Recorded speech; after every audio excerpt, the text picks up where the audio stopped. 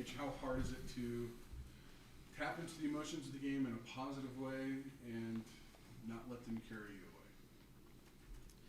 Yeah, I mean, obviously in a heated rivalry game, right, I think it's really important to be able to keep your head and, not let your emotions control you and get the better of you. And, last year, you can kind of see that, and last year, but, we want to play a clean game with no penalties, and that's what football is all about is, keeping your head when things get tough and where it could go south. We want to be able to just focus and just have no penalties. Yeah. I think it just being an older team, we expect a more mature, groups to go out there and, like Jack said, not have as many penalties. Jack, as a Colorado kid, this game's important to you, obviously, but this is the first time it's been on campus in a long time at Fort Collins. Does that give you an extra layer for this game? Yeah, for sure. I mean, last year is a very hostile environment. Boulder has a great crowd, and they made the game day super fun, and obviously a lot of media platforms were there, so that was huge, and obviously that was something hard to overcome. And this year it's at home, and that makes us feel a lot more comfortable, and we're excited to be able to put on a good show in front of our fans. And we had a great crowd last week, and I know everyone's super excited for this week, so we just want to go out there and play for them. Jacob, for you, obviously, there's a lot of new personnel for CU on the defensive line that you'll be going against. I mean, throughout what you've seen so far from them in the first two games, what's maybe different about some of the guys that they've brought in as opposed to what you remember going up against last year? No doubt. A lot of their D-line, they look a little bit twitchy. I'm real excited. They kind of line up in some of the same stuff, so a lot of it's kind of the similar scheme. But I think heading out there, we'll be prepared. Jacob, what did Saturday mean for you guys as an offensive line to dominate the ground game like that? Yeah, the stats were good. As a group, we're always looking for to do things better. So that's been a big week, or a big emphasis this week is having that chemistry, keep building the chemistry. We got 3 guys from last year, but interior wise, I'm playing again. I'm playing with 2 new guys. So a lot of it's just figuring out chemistry, and that every week you need to be better and prepare more, and that's what we've been doing. Jack, obviously, pass rush is imperative this game to help you guys in the back end. Mm-hmm. You haven't had newer, but your young guys, especially on the ends, have played well. What's impressed you about the way Gabe's played, Kenyon, McKinney? Yeah, I mean, obviously, it's next man up, right? And we really want to have Noor, and he's obviously a huge physical presence, and obviously we really want to have that back. And when he's back, people will see how good he is, and he'll remind them. But in the meantime, we have Noor and Gabe. And some of those younger guys are really stepping up, and it's been really impressive. It's nice to be able to have a pass rush, and so the quarterback's got to get the ball out. And, that's what we're really trying to establish here at CSU is just a culture where guys have to step up, and, when their number's called, they're ready. And those guys have done a really good job showing that. What are you seeing out of Gabe right now? He had a sack week 1. He had a couple hits on the quarterback in this one. Just what type of growth have you seen out of him? Yeah, I mean, he just works really hard. He came in here immediately, and he doesn't talk much. He keeps his head down, and I know Gabe a little bit better because we played high school together, and family friends. But he's a good kid, and he works really hard, and what he's been doing is really impressive, and we're going to keep needing it from him this year. Jacob, a lot of people talk about balance, and I think it can be a misconception that it's supposed to be like 50-50 play calling, but I think it's more about being able to run when you need to, being able to pass when you need to. Do you feel like you guys are getting closer to kind of establishing that? Absolutely, yeah. Like you said, it doesn't need to be 50-50. It's the other team needs to respect both sides of the play call, and I think this being our third game going in, every season you can expect that that mid-season, later season, it's always going to flow easier. You're going to be able to identify like what kind of identities that we have, and be able to use that and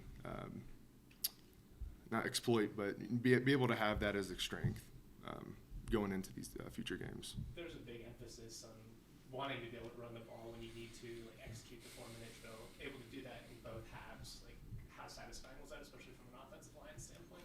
Yeah, it was. I mean, it was really satisfying being able to run the clock out. But like I said earlier, it's the stats are nice, but we need to keep looking for ways to improve our chemistry and be able to move people off the ball in a more efficient manner. For both of you guys, is there a personal moment you remember from last year's game that is fueling you for this week? Is it when you guys were walking off the field, in the bus, in the locker room? Like, is there a certain moment that you go back to and use that as motivation?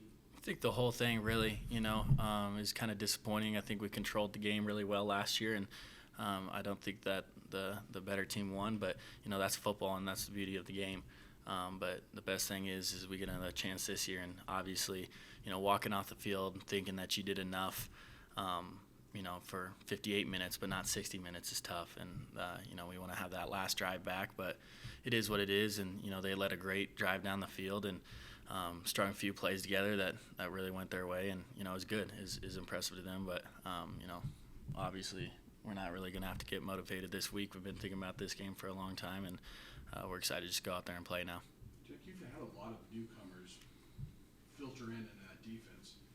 Were you happy with the growth from week 1 to week 2? Do you expect to see that similar type thing as guys start to get more accustomed to what their role is? Yeah, I mean, obviously you look at Texas and how good of a football team that is, and they took care of business last week too, and they got a really good running back with Blue and Quinn Ewers and even Arch Manning, their backup, and their play calling, their schemes are all really good, and but UNC is a good football team too. They're very scrappy and tough, and so guys being able to make adjustments from week 1 to week 2 as far as like tackling and being better in coverage, that's huge. And each week you just want to keep progressing. It doesn't matter who the team is, whether it's Texas, UNC, CU. It doesn't matter. You just want to keep progressing, and it's about how you play football, not about how the other team plays.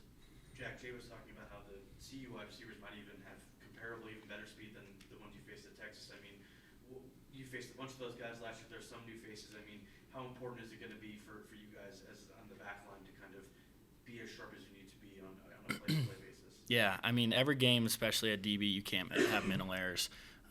We had one last week, and it resulted in a touchdown, and that's what happens in DBs when you don't execute fundamentally. And obviously, with a great wide receiver core like they have, Travis Hunter and Jimmy Horn, those guys are two really good football players, and we're really excited to play them. And but we got good football players too, and it's cool talking about them. But look at our guys. We got Dom Jones and IE and Elias, and those guys are really good football players, and so the world will get to see that too. Jake, when you look at the offense last week, obviously the running game takes center stage, but Braden did complete passes to 10 different people.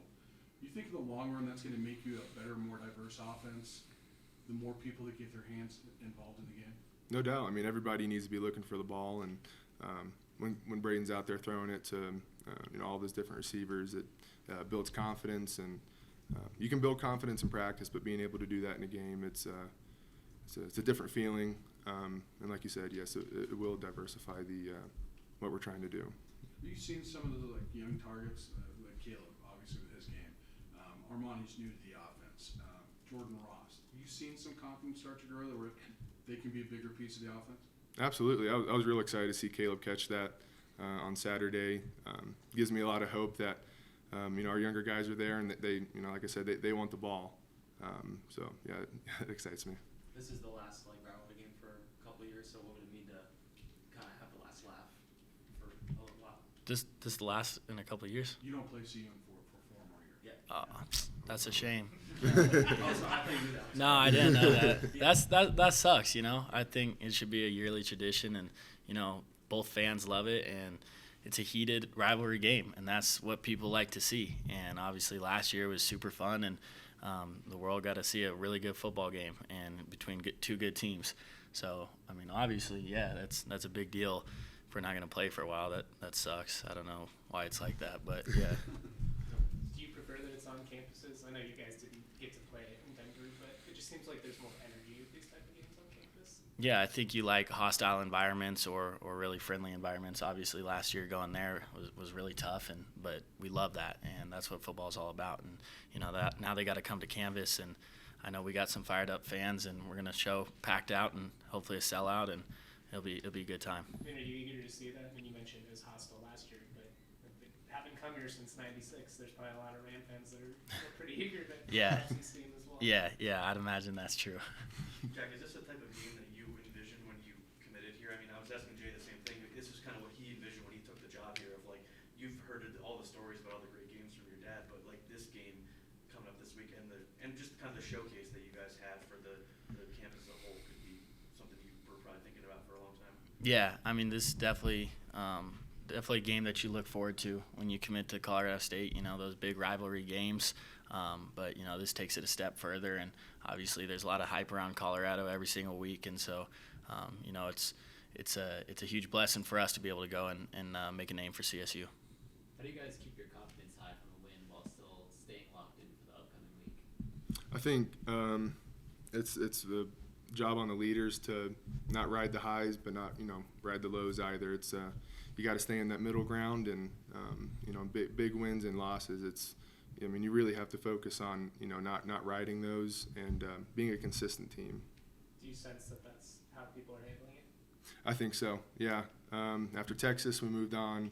After this week, we're moving on, and we need to prepare for this week. Curious, how many of these Rocky Mountain Showdowns have you either gone to before, like when you were in high school, when you were growing up? Mm-hmm. You always kind of been around this game. Have you seen it being played at different places? Yeah, I wouldn't say like I went every single year, but I do know it's a very big deal to both sides, and obviously this game means a whole lot to not only just the teams, but the fans as well. And so when you go out there, you're playing for more than just yourself. But for you Colorado kids, do you think is it hard for you and Chase and Henry to convince Jacob just what it means to you being from here? Yeah, I mean, I was overlooked by CU, and I know it's a different staff, but obviously you still carry some of those feelings with you, right? And so, every time I go out on the field, I prepare the same way though, and obviously in those rivalry games there are more emotion, but that just comes naturally. That just comes with game day itself, the way the game's being played. But we're gonna prepare for CU the exact same way we prepare for everyone else. Double overtime. So many people were watching last year. Is it even? It's like a classic, maybe one of the best ever. Is it even possible to play an even more entertaining game? Do you think this year? Well, we're not playing for an entertaining game. We're playing to whoop them, and so I hopefully the fans can still find entertainment in that. But we don't want to make it a double overtime game. We want to win in any means possible, and if that is double overtime or if that's us winning by 30 points, then we're going to do what we have to do.